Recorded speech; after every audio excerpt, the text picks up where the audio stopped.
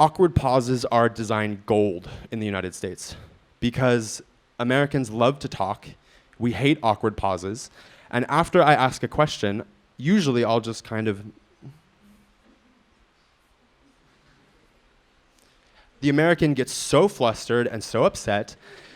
They hate this awkward silence, and so they just say whatever comes to mind, and that is exactly what I want to hear. The stuff that has no filter, the thing that they really did want to say, the thing that I've pushed them through awkwardness into saying. Germans just say, "What's the next question?"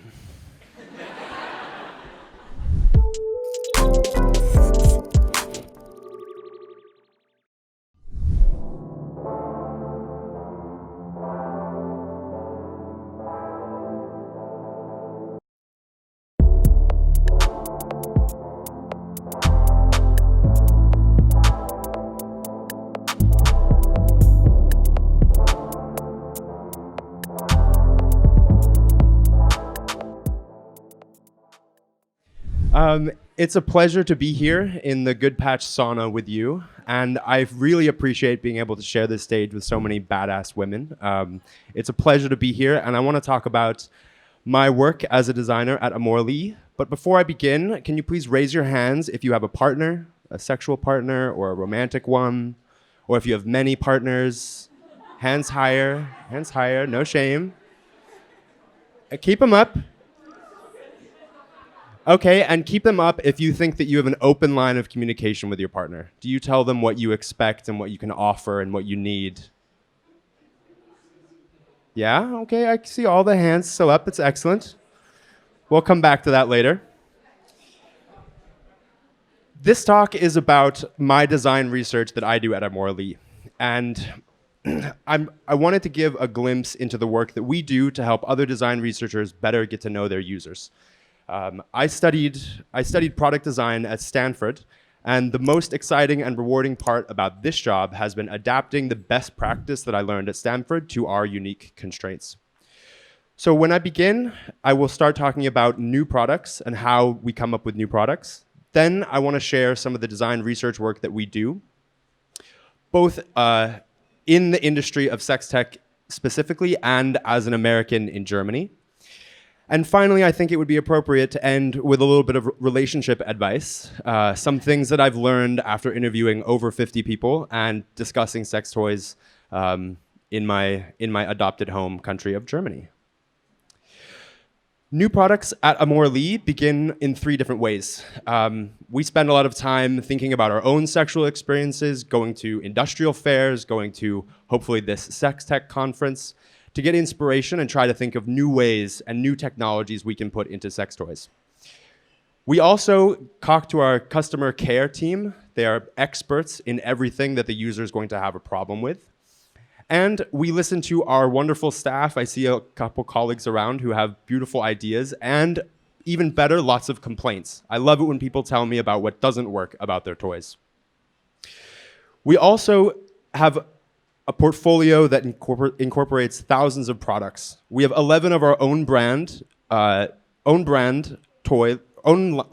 brands that we develop in-house, but we also sell thousands of other types of toys on our site and in DM and through our marketplaces. It's easy for us to look at our data and see what is selling well or what toys are not performing well, and then develop our own brand toys that move into those spaces. So in the last year, we noticed that glass toys were performing very well, and we got a lot of positive feedback about the advantages of glass toys. So we set about developing our own glass toys in-house. Having 11 of our own brands is like designer Candyland for me, because some days I wear product designer hat, where I'm doing a lot of user research, and some days I wear industrial designer hat. And no matter which hat I'm wearing, I can always find a brand, a price point, a CI that works for our new concepts. And finally, and what I want to talk about most today, is the user research that we do. In the last year and a half at Amorelie, I've talked to over 50 users, and informally, almost at every single party or social gathering, hundreds of more people who, when I introduce myself as a sex toy designer, I start to hear a lot of intimate details. Today, I welcome those details, but if I see you at a party, please call me back during business hours.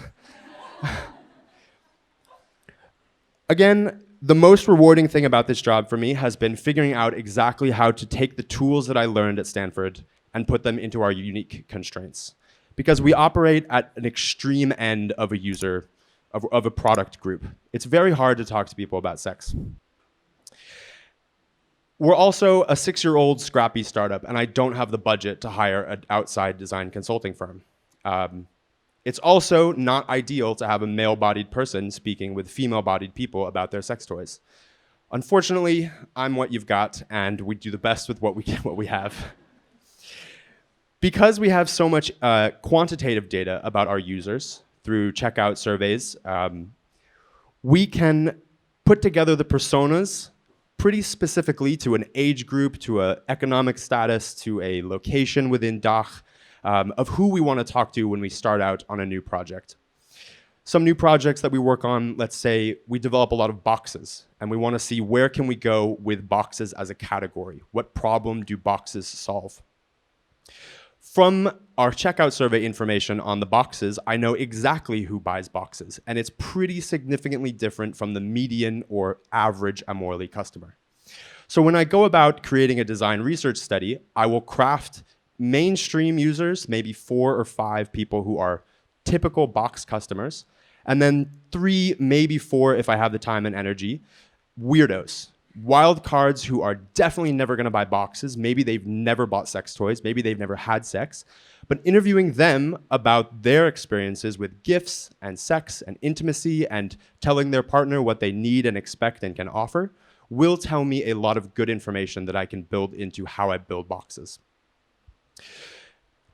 To find those personas, once I've defined what the 7 are, I can't just say, excuse me, are you a mid-20s lesbian in a big city with cheap sex toys?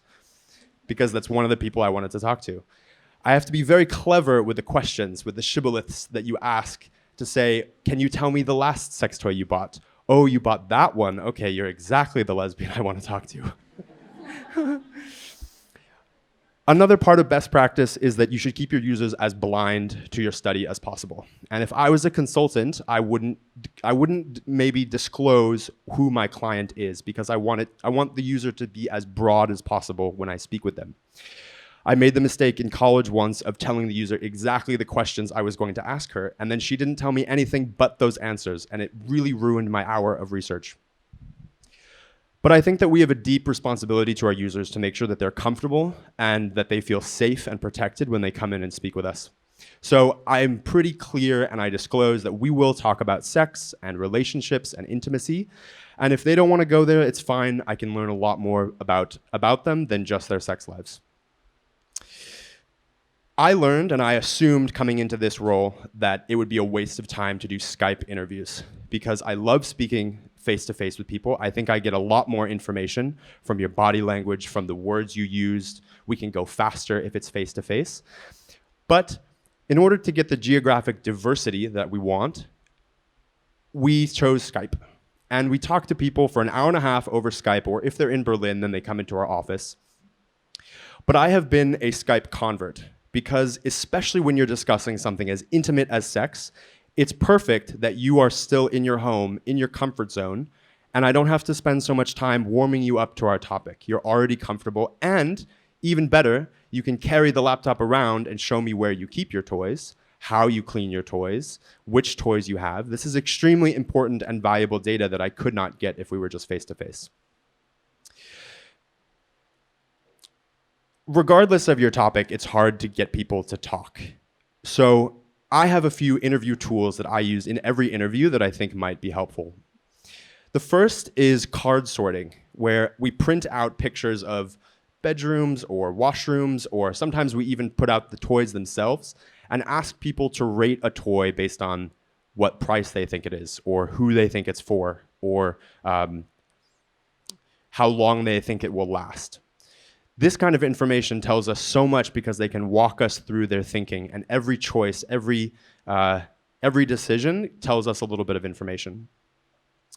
Another interesting tool that we use is love letters and breakup letters. We will ask people to write a love letter, spend 5 minutes, and tell their favorite toy what they love about it.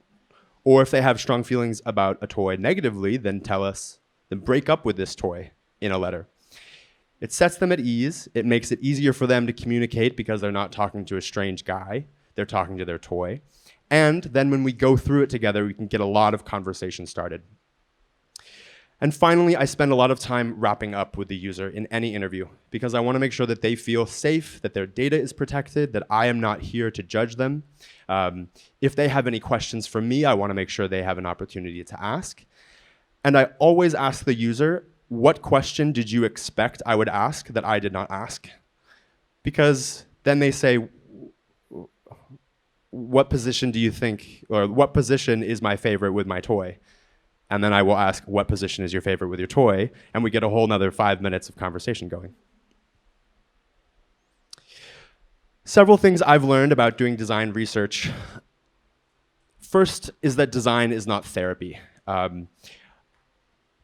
It makes my heart full when I hear at the end of an interview that a user says, this was wonderful, I really feel like I had a breakthrough, I love what we talked about, and I'm very happy for them, but I was the one who paid them, and this is not therapy. I just said, yeah, go on for an hour and a half.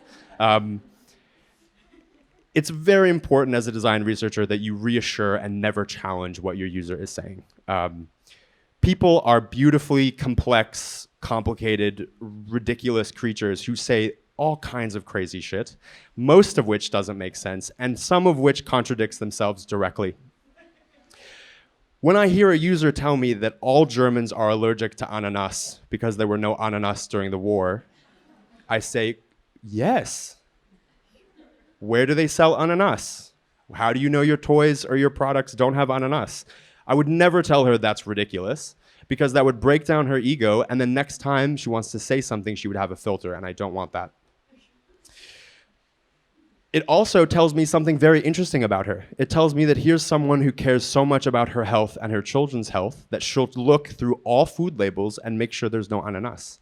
That tells me I need to make sure that all of our body and care products have their ingredients front and clear.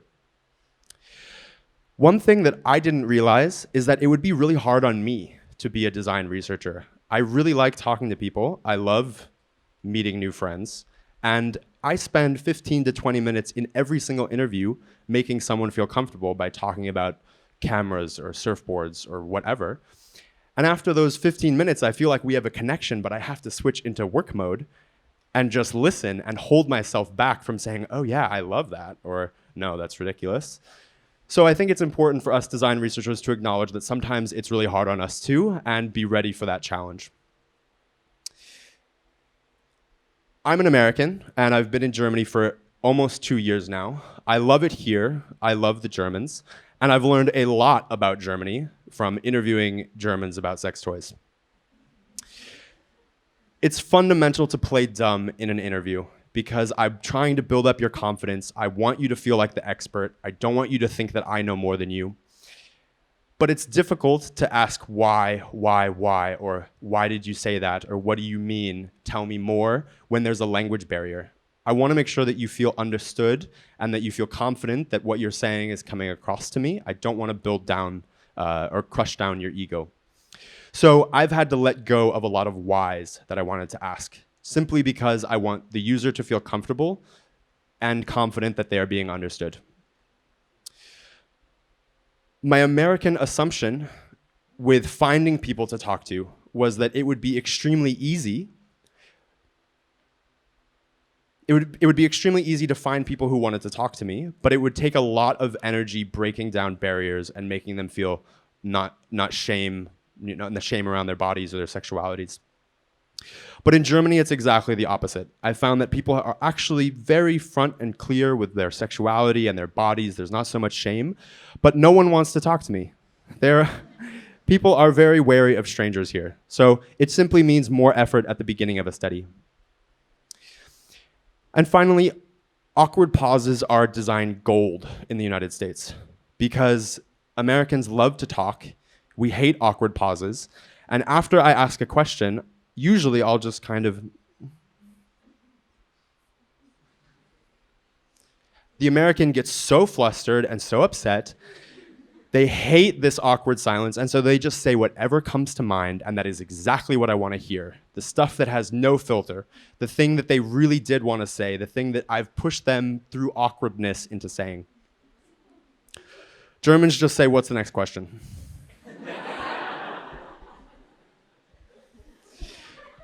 So, I know I'm standing between you and another opportunity to find something cold to drink, but I wanted to finish with a little bit of relationship advice that I've pieced together from my insights in interviewing many Germans.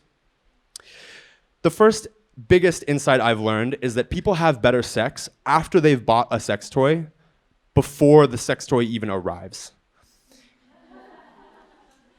It's because sex toys, and especially expensive sex toys, let's say a boxed set of sex toys, is an investment. And if I'm gonna spend 120 euros with my partner, I wanna make sure that it's good. The act of buying sex toys together forces you to negotiate and be clear about what you want, what you can offer, what you need, how much you're willing to spend in terms of time, in terms of energy, in terms of money. All of these negotiation parts are very important to having good sex. So, not as just a plug from Amorelie, but I urge you to buy sex toys with your partner. And then use them, but have good sex in the meanwhile. For all of you that kept your hand up, I truly hope that you do have an open line of communication with your partner. Almost everyone I have talked to has said, yes, of course I do. I tell my partner everything. This is my life partner. She knows everything. But I believe maybe one or two of them. We talked to one person through Skype whose girlfriend was in the room when we asked him this question, and he said, yes, she knows everything. I tell her everything. Then halfway through the interview, she left the room, and I'm thinking, yes, yes, yes. So what do you actually want to do with your girlfriend? Well, I've always wanted to have anal sex. I would really like to buy an anal plug, and I want her to use it on me, but I've never told her that because I'm too afraid. Breaks my heart that he's too afraid to tell her that. But it told me a lot of information about this person to have this weird interview thing going on. So actually talk to your partner. If you're going to buy sex toys together, and sex toys that you know, you will negotiate what you want. But if you buy a sex toy boxed set, say, where you don't know what you're going to get, I think you'll also have better sex because suddenly you've given away the risk, or you've given away the responsibility of choosing your toy.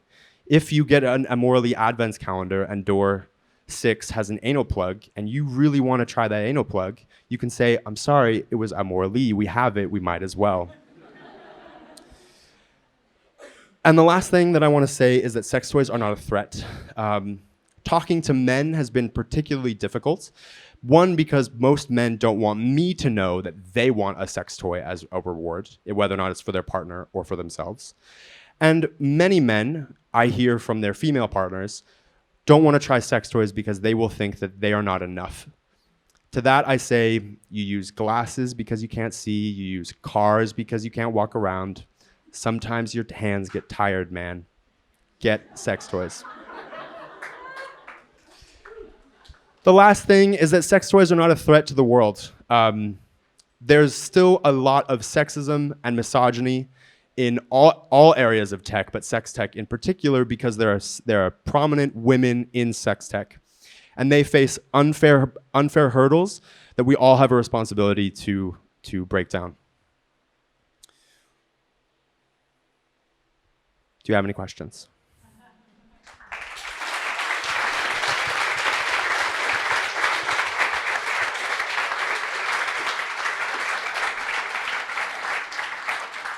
Thank you so much for coming to the Good Patch Sauna. We actually also have a phone booth over there that is officially called the sauna, including like a meter for 15 minutes and so on. So if anyone feels adventurous, go there. Nice. Yeah, maybe if you want to, you can also. No, please. No. Yeah, you told me before, like usually when it gets too hot, you just go to Alaska. Right? I'm gonna leave soon. Yeah.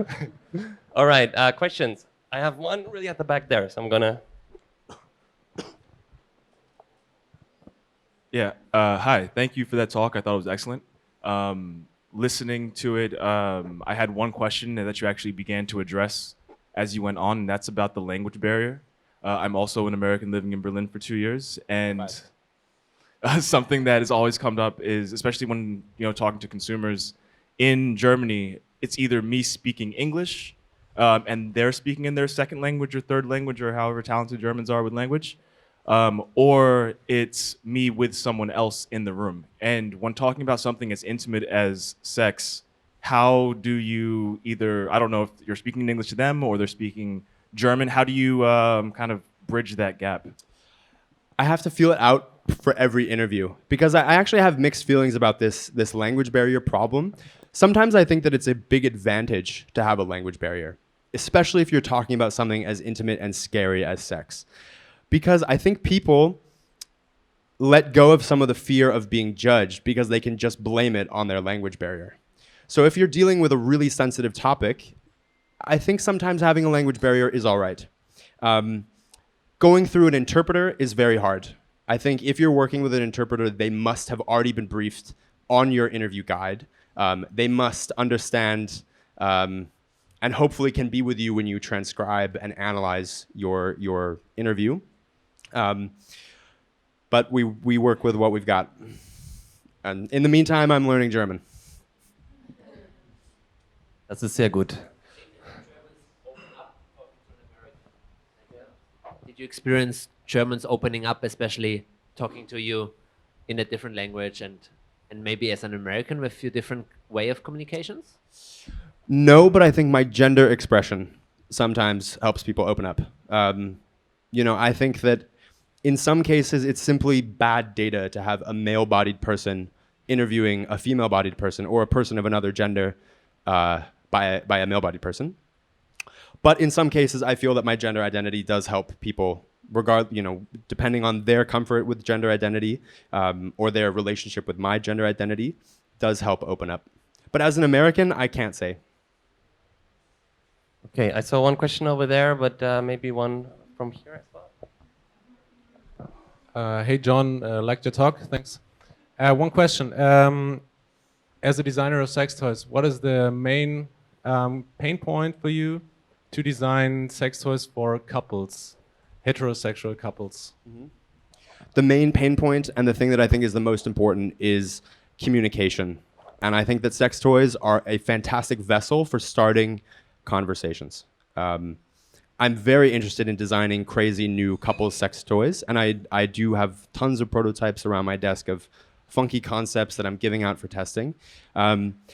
But I think that the main problem in a couple's toy is not the mechanics of the toy. I think it's how are we going to convince both partners that this is the toy for them? How are we going to actually facilitate a conversation where one partner can tell the other what they need and want and can offer and expect? Really like that, kind of building the context around the toy as well. Yeah. I'm gonna ask two small questions, if it's allowed. You say that it's difficult to get maybe more answers because you're a man, sometimes interviewing women. You always do the interviews alone, or there's somebody like another, colleague that is a woman, maybe with you, or maybe that it takes care to see if there's more answers? And the second question, can you tell a little bit more about how was it to get people to talk to? Like, where did you find them? What did you offer them? And yes. What did I offer them? The first question is a great question, and I should have talked about it more. No, I've never done an interview alone, and I never will. I think it's really important to have two interviewers at a time, because one can take notes and follow the interview guide. If you get lost or if you lose track, you can have them jump in. And in my case, every interview partner that I've had has been a woman. I've had many interviews where I would ask a dumb question and the user would get extremely flustered and annoyed with me because I didn't understand. And then my female partner would ask exactly the same question, maybe 10 minutes later, and they would offer a very patient, easy answer, only looking her in the eyes. And other times I've asked awkward questions and she just looks exactly in my partner's eyes and answers her, doesn't even look at me. I think it's very important, and I don't think we could do the work that we do if I didn't have a female partner. The second question on how do we find these people, it's extremely difficult. We use a lot of online tools, post on our social media, send out to a product testing list that we have internal, interview friends of friends and friends of colleagues.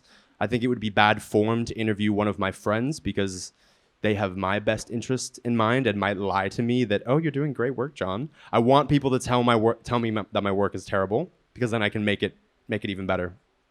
But I think that it's okay to interview a friend of a friend or a friend of a colleague simply in this space so that we can have some shared trust and they can walk in knowing that they can trust me and we're not going to be creeps.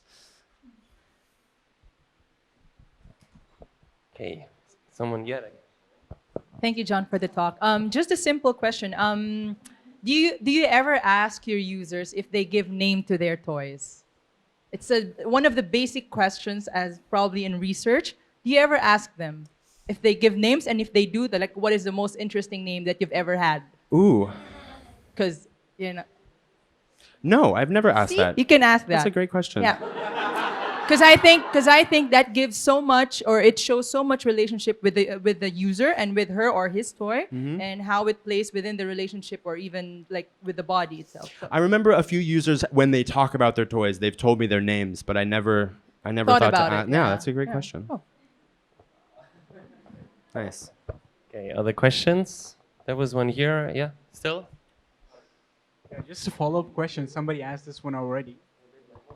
Yep. Okay. I wanted to ask you, you defined 7 personas you mentioned, right? And from defining your personas until recruiting the user, what goes on? Do you draft a script? Do you really have, I need this sample size for this test, and I'm going to look out for these users? Like, the reason I'm asking is I'm also bootstrapping a startup right now, so very resource constrained. And it's not that easy to find people and just say, hey, will you be able to do this for 1 hour, $10 an hour? If you could give me some more insights about that. Yeah, $10 will be hard. It's going to be hard to find people who are willing to talk to you for $10 an hour. On the sample size, I never speak to more than 7 or 8 people per study. I find that anything that we can learn from people maxes out and plateaus after 7 or 8. Maybe you can get a wildcard weirdo who's number 8 and they're helpful, but usually it's 7. Pick 7 who are going to be your prime expected user, and then 3 people who are just off the charts weird. It takes a long time to recruit 7 people. It is unbelievable how long it takes on our budget to recruit 7 people. Perhaps if we had a headhunting agency or something else, it would be faster. But for us, it takes 3 weeks to a month to 6 weeks to find 7 people. And ideally, you would do all of this research at the same time. But when you have this kind of time span, we just interview them as they come in. In the meantime, yes, we do write out a detailed, timed script of what kind of questions do we want. It takes a lot of time to prepare the cards and all the letter activities that you want your users to do. So use the time constructively to make sure that you're completely prepared, because someday someone's going to say, oh yes, can you do tomorrow at 3? And you need to be ready. Okay, because of time, I have like one last question.